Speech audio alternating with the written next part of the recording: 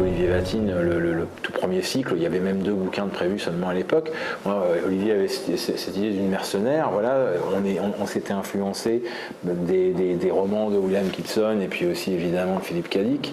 Et bon, en fait, voilà, moi, quand il s'est agi de répondre au succès du premier, je me suis dit c'est quand même, il faut développer quelque chose. Donc, je peux pas en tant que scénariste me contenter de faire que un récit cyberpunk qui était déjà très bien et très très ambitieux pour les moyens dont je disposais à l'époque. C'était un jeune scénariste. Mais voilà, j'ai fait ce travail, j'ai développé tout un jeu de prospective. Donc on va dire voilà, il se passera ça, il se passera ça, il se passera ça. Et ce travail, il a été assez fructueux puisque de toute façon, à un moment, s'est avéré le besoin d'une seconde série, qui était Travis, pour donner un autre point de vue sur ce monde. Donc voilà, c'est un gros boulot de prospective que j'ai effectué il y a 20 ans. Et dont je me sers toujours, c'est un peu mon terreau, c'est un peu ce que j'ai planté il y a 20 ans. Et je reviens, par exemple, bon bah voilà, là dans le dernier épisode, l'explosion de la centrale de Bamako, elle a été citée dans Travis il y a une dizaine d'années, par exemple. Donc je joue beaucoup là-dessus, je remets à jour mes fichiers, et puis voilà, j'essaye de faire évoluer la série, tant graphiquement avec les changements de dessinateurs, que ce soit Jess, Didier Casgrain ou Mathieu, qui ont tous les trois contribué à la saga, et aussi en fonction de ce que je continue de relever, de noter, de l'évolution du monde. Les erreurs, je ne sais pas s'il y en a, j'ai toujours invité les lecteurs à me les signaler, s'il y a des incohérences par rapport au bouquin. Je dois dire que là, j'en suis donc à une trentaine d'albums et on ne m'a jamais signalé d'erreurs de date ou de choses comme ça, ou d'incohérences par rapport aux dates. Des petites erreurs scientifiques, ça bien sûr, ça s'en est truffé. Vraiment, des petites erreurs, on fait des erreurs de narration, on fait des erreurs, voilà, bon.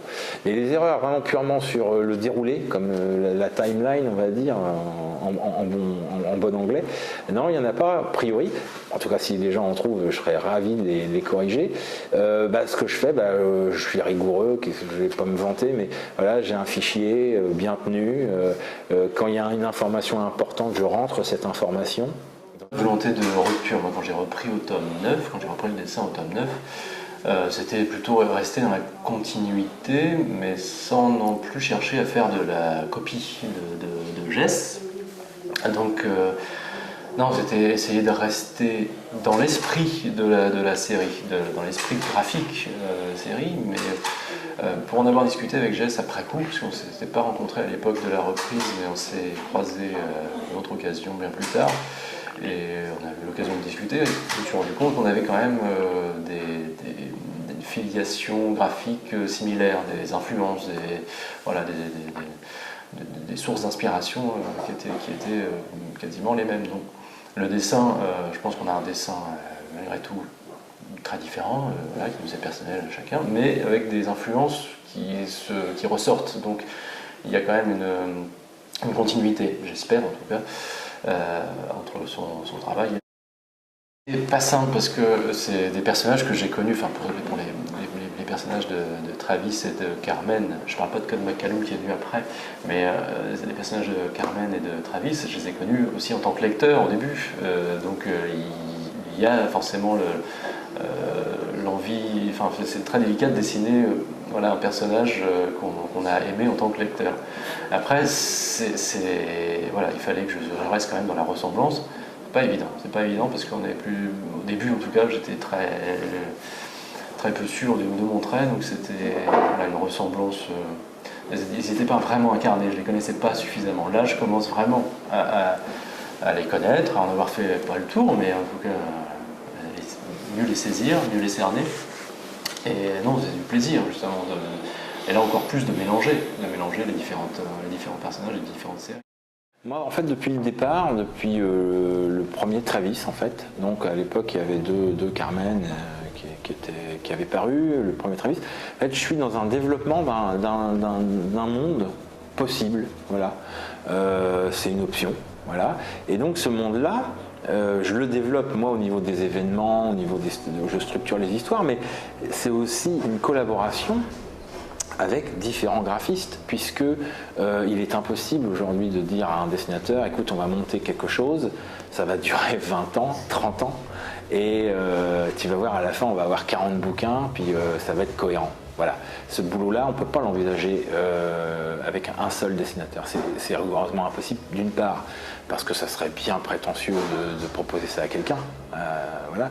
Et d'autre part, les gens doivent passer à autre chose. Les dessinateurs aujourd'hui, ils ont, je pense, bien raison, ne peuvent pas passer toute leur vie à dessiner la même chose. Donc il faut faire des expériences, il faut développer les choses. Et c'est ce que moi j'ai voulu faire avec ce monde-là, parce qu'il y a eu l'opportunité de trouver un lectorat assez vite aussi. Si Carmen s'était pas vendu, si Trévis s'était pas vendu, bon ben voilà, on aurait peut-être fait 7, 8 bouquins et puis ça serait fini. Là, le fait d'avoir un lectorat qui n'est pas immense mais qui est quand même fidèle depuis longtemps m'a permis d'imaginer par exemple Code McCallum, toute la jeunesse de Carmen avec Didier Casgrain sur un projet là par contre qui était défini dès le départ. Moi j'ai dit à Casgrain, voilà, on y va, il y a 5 albums à dessiner et on les fait. Et il m'a dit oui, et il les a fait et c'est génial. Et donc du coup Didier a apporté vachement à la série.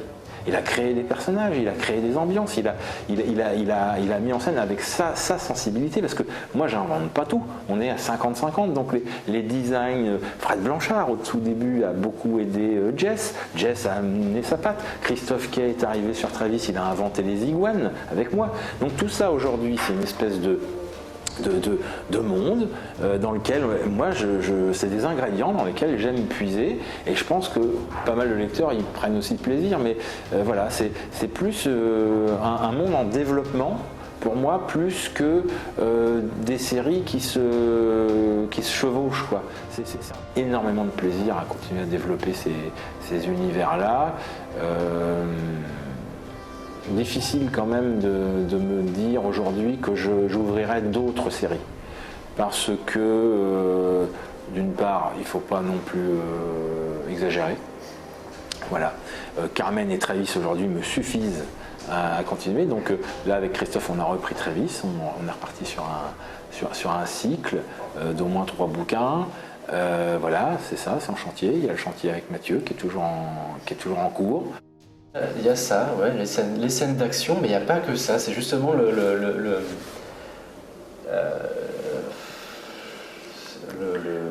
l'aller-retour entre justement les scènes d'action et les scènes d'introspection où elle subit un petit peu les informations qu'elle doit gérer et où elle prend le temps d'écouter, elle prend le temps d'assimiler et elle prend le temps de la réflexion aussi avant de passer à l'action. Alors parfois les événements font que, elle est obligée de réagir au quart de tour et dans l'instant. Mais c'est pas... La scène du Terminator, elle est, tout le monde l'a en tête, quoi. Donc moi j'avais, là pour ce genre de séquence, c'est très graphique, il n'y a pas de texte. Moi j'avais juste l'idée, en fait j'ai écrit ça avec la chanson des Clash, en fait. Donc on a la référence au tout départ avec un tag autour de la pochette de London Calling. Voilà, et donc j'avais ces paroles de London Calling en tête, et où à un moment il y a une phrase qui dit Nuclear Error, donc j'ai pris ça comme nom du groupuscule terroriste, qui s'appelle Nuclear Error.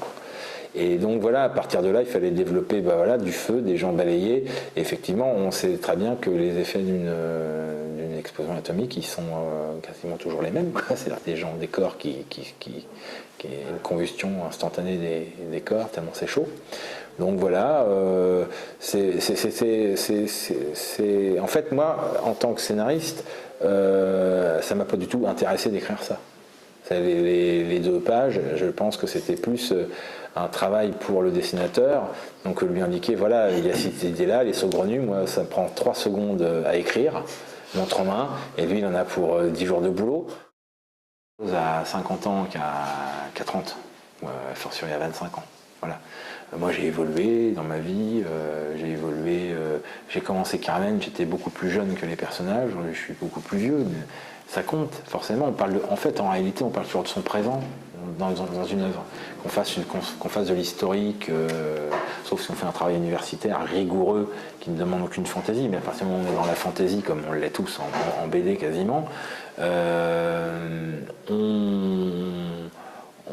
on met forcément beaucoup de soi et on met forcément beaucoup de son présent, de son vécu. Donc moi, mon vécu, mon présent, ma réflexion, 20 ans après le premier Carmen, elle a vachement évolué en fait.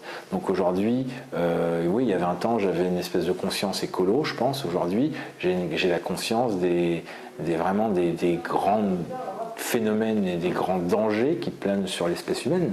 Sur la planète en soi, la planète, je pense qu'elle est super forte pour s'en sortir sans nous, hein. Mais sur l'espèce humaine et donc tous les drames qu'on va vivre et que nos enfants vont vivre à cause du fait qu'on est vraiment décidément pas raisonnable, à plein de niveaux, oui, j'ai envie de mettre ça dans mes bouquins. Donc j'en parle aussi dans Hauteville House, par exemple, mais d'une manière plus ludique, plus rigolote, plus fantastique.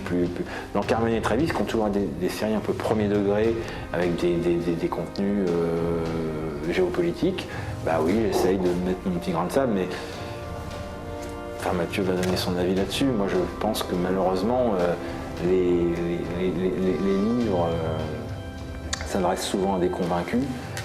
Je suis un peu pessimiste en disant ça, mais en même temps, d'ailleurs, je suis un faux pessimiste.